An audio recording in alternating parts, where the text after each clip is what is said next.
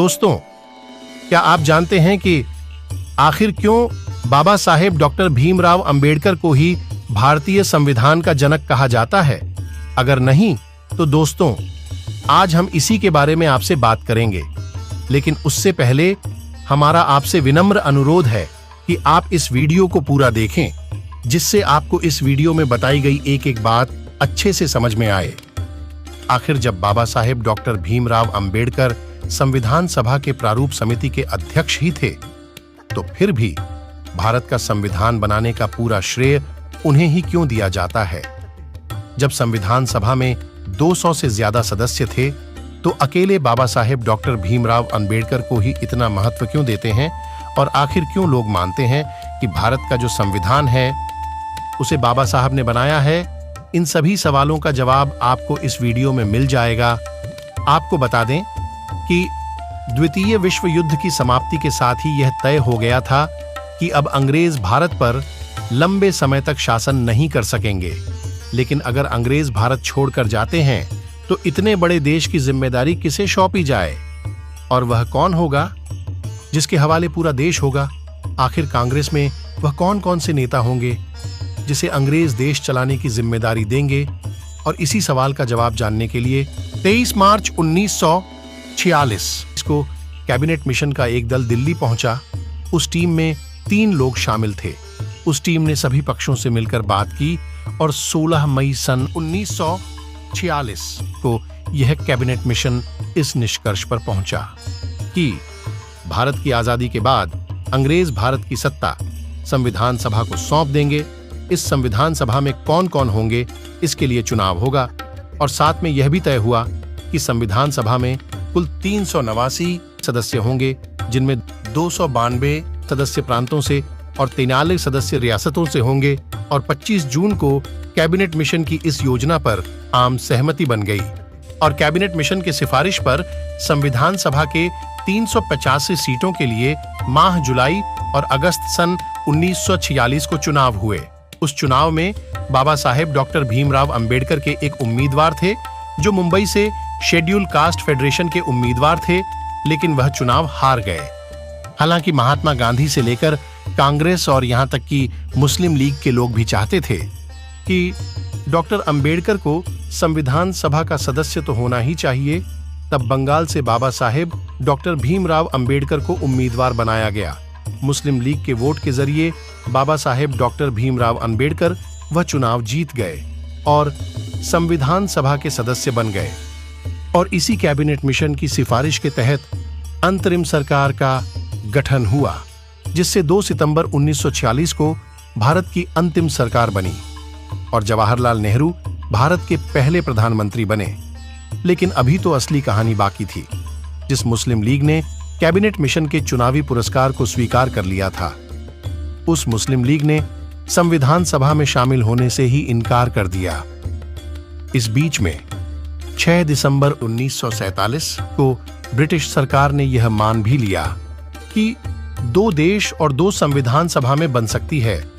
British सरकार के इस बात को सुनते ही मुस्लिम लीग ने इसे अपनी जीत के तौर पर देखा और फिर 9 दिसंबर 1947 को जब संविधान सभा की पहली बैठक हुई, तो मुस्लिम लीग से कोई उस बैठक में शामिल ही नहीं हुआ।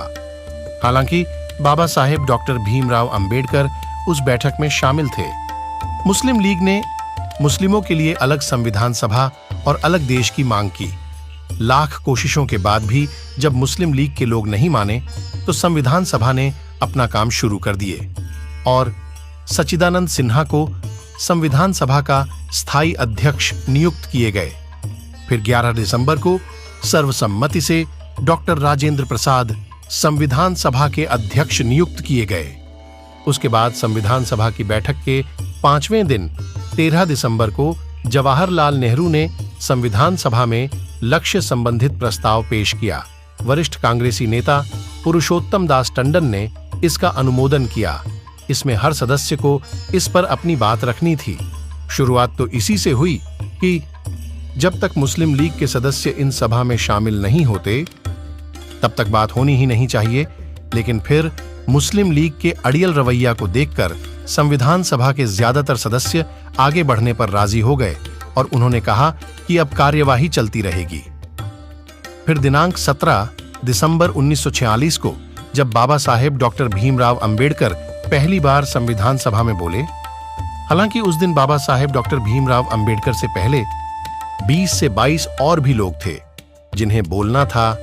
वरिष्ठ पत्रकार राम बहादुर राय अपनी किताब भारतीय संविधान के अनकही कहानी में लिखते हैं कि बाबा साहेब डॉक्टर भीमराव अंबेडकर 17 दिसंबर को बोलने के लिए तैयार ही नहीं थे, क्योंकि उन्हें पता था कि और भी लोग उनसे पहले बोलने वाले हैं, लिहाजा उनका नाम तो अगले दिन आ सकता है और तब वह तैयारी करके संविधान सभा में बोल सकते हैं। लेकिन और लोगों को पीछे छोड़ते हुए 17 दिसंबर 1946 को ही संविधान सभा के अध्यक्ष डॉक्टर राजेंद्र प्रसाद ने बाबा साहेब डॉक्टर भीमराव अंबेडकर को बोलने के लिए आमंत्रित कर दिया। उस दिन बाबा साहेब डॉक्टर भीमराव अंबेडकर बोले और खूब बोले, और ऐसा बोले कि उनका कहां इतिहास हो गया। बकौल राम बहादुर राय की किताब भारतीय संविधान की अनकही कहानी में लिखते हैं कि बाबा साहेब डॉक्टर भीमराव अंबेडकर ने उस दिन कहा कि कांग्रेस और मुस्लिम लीग के झगड़े को सुलझाने की एक और कोशिश जरूर करनी चाहिए। मामला इतना संगीन है कि इसका फैसला एक या दूसरे दल की प्रतिष्ठा के ख्याल से ही नहीं किया जा सकता। जहां राष्ट्र के भाग्य का फैसला करने का प्रश्न हो, वहां नेताओं, दलों, संप्रदायों, किसान का कोई मूल्य नहीं रहना चाहिए। वहां तो राष्ट्र के भाग्य को ही सर्वोपरि रखना चाहिए। उस दिन बाबा साहेब डॉक्टर भीमराव अंबेडकर ने अपने भाषण का समापन करते हुए कहा कि शक्ति देना तो आसान है, पर बुद्धि देना कठिन। लंबे वाद विवाद के बाद 22 जनवरी 1947 को संविधान सभा में लक्ष्य संबंधित प्रस्ताव को स्वीकार कर लिया, जो संविधान की प्रस्तावना का आधार है। हालांकि उस दिन तक भी मुस्लिम लीग का कोई भी प्रतिनिधि संविधान सभा में नहीं आया। टकराव और भी बढ़ गया। तब 13 फरवरी 1947 को पंडित नेहरू ने मांग की अंतरिम सरकार में शामिल मुस्लिम लीग के मंत्री इस्तीफा दें। सरदार पटेल ने भी यही दोहराया।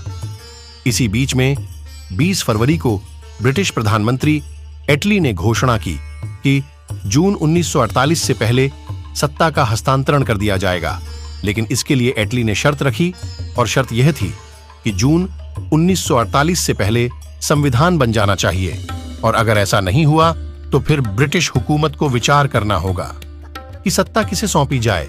ऐसी परिस्थितियों को देखते हुए 28 अप्रैल 1947 को संविधान सभा का तीसरा सत्र शुरू हुआ। अध्यक्ष डॉक्टर राजेंद्र प्रसाद ने एटली की घोषणा के बारे में सबको बताया और कहा कि अब संविधान सभा को अपना काम तुरंत ही पूरा करना होगा। इसके ठीक पहले 24 मार्च 1947 को नए governor general Lord Mountbatten Bharat आ गए और चंद दिनों में यह तय कर दिया था कि भारत का तो बंटवारा होगा। भारत और पाकिस्तान दो अलग अलग देश होंगे। अब इसकी वजह से संविधान सभा में फिर बदलाव होगा, और जिस सीट से बाबा साहेब डॉक्टर भीमराव अंबेडकर संविधान सभा के अध्यक्ष चुने गए थे, वह सीट पाकिस्तान के हिस्से में चली गई। और इस तरह से बाबा साहेब डॉक्टर भीमराव अंबेडकर एक बार फिर से संविधान सभा से बाहर हो गए। लेकिन तब संविधान सभा के लोगों ने यह तय कर लिया था कि बाबा साहेब डॉक्टर भीमराव अंबेडकर का इस संविधान सभा में रहना जरूरी है। तब बॉम्बे प्रेसिडेंसी के प्रधानमंत्री जीबी खेर हुआ करते थे। उन्होंने संविधान सभा की एक सदस्य और कांग्रेस पार्टी के वरिष्ठ नेता एमआर जयशंकर को इस्तीफा देने के लिए राजी किया। उनकी जगह पर बाबा साहेब डॉक्टर भीमराव अंबेडकर फिर से संविधान सभा में शामिल हुए और 14 अगस्त 1947 को रात 12 बजते ही संविधान सभा के अध्यक्ष डॉक्टर राजेंद्र प्रसाद ने ऐलान किया है कि संविधान सभा ने भारत का शासन अधिकार ग्रहण कर लिया है। आजादी मिलने के बाद और सत्ता का हस्तांतरण संविधान सभा के पास होने के साथ ही संविधान सभा अपने मूल लक्ष्य की ओर आगे बढ़ने लगा। और इसी कड़ी में 20 अगस्त 1947 को संविधान सभा में प्रारूप समिति के अध्यक्ष के तौर पर बाबा साहेब डॉक्टर भीमराव अंबेडकर का नाम सर्वसम्मत से पास कर दिया गया। आपको बता दें कि इस प्रारूप समिति में और भी 6 सदस्य थे, जिनमें कन्हैया लाल, मानिक लाल मुंशी, मोहम्मद सादुल्लाह अलादीन, कृष्ण स्वामी अय्यर, गोपाल स्वामी खेतान और मित्र थे, और 30 अगस्त 1947 को संविधान सभा स्थगित कर दिए ताकि संविधान का प्रारूप बनाया जा सके। और 27 अक्टूबर से इस प्रारूप समिति ने रोजमर्रा का काम शुरू किया। बात, विचार और बहस के बाद 21 फरवरी 1948 को प्रारूप समिति के अध्यक्ष बाबा साहेब डॉक्टर भीमराव अंबेडकर ने संविधान सभा के अध्यक्ष डॉक्टर राजेंद्र प्रसाद के सामने संविधान का प्रारूप रखा। डॉक्टर राजेंद्र प्रसाद ने इस मसौदे को सरकार के मंत्रालयों, प्रदेश सरकारों, विधानसभाओं, सुप्रीम कोर्ट और हाई कोर्ट को भेजे ताकि सबके सुझावों को साझा किया जाए। जो सुझाव आए उन पर समिति ने 22 मार्च से 24 मार्च 1948 के बीच विचार विमर्श किया। 3 नवंबर 1948 से फिर से संविधान सभा की बैठक शुरू हुई। 4 नवंबर 1948 को डॉक्टर राजेंद्र प्रसाद ने फिर से संविधान सभा के मसौदे पर बात की और संविधान सभा को कहा कि यह मसौदा उस समिति ने बनाया है जिसे इसी संविधान सभा ने बनाया था और जिसके अध्यक्ष बाबा साहेब डॉक्टर भीमराव अंबेडकर हैं। 4 नवंबर को उसी दिन बाबा साहेब डॉक्टर भीमराव अंबेडकर ने मसौदे को संविधान सभा के पटल पर रखा और आने वाले दिनों में कुछ संशोधन भी सुझाए गए, कुछ को माने गए और कुछ को खारिज किया गया। और फिर 17 नवंबर 1949 को संविधान सभा के अध्यक्ष डॉक्टर राजेंद्र प्रसाद ने घोषणा की कि अब हम संविधान के तृतीय पठान को आरंभ करेंगे। इसका अर्थ था कि अब संविधान बनकर तैयार हो गया है। इसके बाद डॉक्टर राजेंद्र प्रसाद ने प्रारूप समिति के अध्यक्ष बाबा साहेब डॉक्टर भीमराव अंबेडकर को पुकारे। वह अपनी जगह पर खड़े हुए और कहा, मैं यह प्रस्ताव पेश करता हूं कि संविधान को सभा ने जिस रूप में निश्चित किया है उसे पारित किया गया है। इस प्रस्ताव पर 17 नवंबर 1949 से 25 नवंबर 1949 तक बहस हुई और फिर 26 नवंबर को संविधान सभा के अध्यक्ष के तौर पर डॉक्टर राजेंद्र प्रसाद ने अपना आखिरी अध्यक्षीय भाषण दिया। भाषण खत्म होने के बाद डॉक्टर राजेंद्र प्रसाद ने पूछा, प्रश्न यह है कि इस सभा द्वारा निश्चित किए गए प्रारूप में यह संविधान पारित किया जाए। पत्रकार राम बहादुर राय अपनी किताब भारतीय संविधान की अनकही कहानी में लिखते हैं कि डॉक्टर राजेंद्र प्रसाद के इस सवाल पर ध्वनिमत से संविधान स्वीकृत किया गया। सदन में देर तक तालियां बजती रहीं और फिर 26 जनवरी 1950 को देश को अपना सुंदर संविधान मिला, जिसके लिए हम गर्व से कहते हैं कि हमारा संविधान दुनिया का सबसे बड़ा और लिखित संविधान है। और संविधान को अंतिम रूप देने में बाबा साहब डॉक्टर भीमराव अंबेडकर की भूमिका को रेखांकित करते हुए भारतीय संविधान की ड्राफ्टिंग कमेटी के एक सदस्य टीटी कृष्णमाचारी ने नवंबर 1948 में संविधान सभा के सामने कहा था, संभवतः सदन इस बात से अवगत है कि आपने प्रारूप समिति में जिन 7 सदस्यों को नामांकित किया है और उनकी जगह अन्य सदस्य आ चुके हैं, एक सदस्य की इसी बीच मृत्यु हो चुकी है और उनकी जगह कोई नए सदस्य नहीं आए हैं। एक सदस्य अमेरिका में थे और उनका स्थान भरा ही नहीं गया। एक अन्य व्यक्ति सरकारी मामलों में उलझे हुए थे और वह अपनी जिम्मेदारी का निर्वाह नहीं कर रहे थे, तथा 1-2 व्यक्ति दिल्ली से बहुत दूर थे और संभवतः स्वास्थ्य की वजहों से कमेटी की कार्यवाहियों में हिस्सा नहीं ले पाए। सो कुल मिलाकर यही हुआ है कि इस संविधान को लिखने का भार बाबा साहब डॉक्टर भीमराव अंबेडकर के ऊपर ही आ पड़ा। मुझे इस बात पर कोई संदेह नहीं है कि हम सबको उनका आभारी होना चाहिए कि उन्होंने इस जिम्मेदारी को इतने सराहनीय ढंग से अंजाम दिया है और भारत का संविधान बनाने में बाबा साहेब डॉक्टर भीमराव अंबेडकर का वह योगदान है जिसकी वजह से उन्हें भारत का संविधान निर्माता की उपाधि दी गई है। प्रिय मित्रों, आपको यह वीडियो कैसी लगी कमेंट करके जरूर बताएं और अगर अभी तक आपने हमारे इस YouTube चैनल को सब्सक्राइब नहीं किया है तो प्लीज लाइक और सब्सक्राइब जरूर कर लें, जिससे हमारी वीडियो आप तक सबसे पहले पहुंचे। धन्यवाद।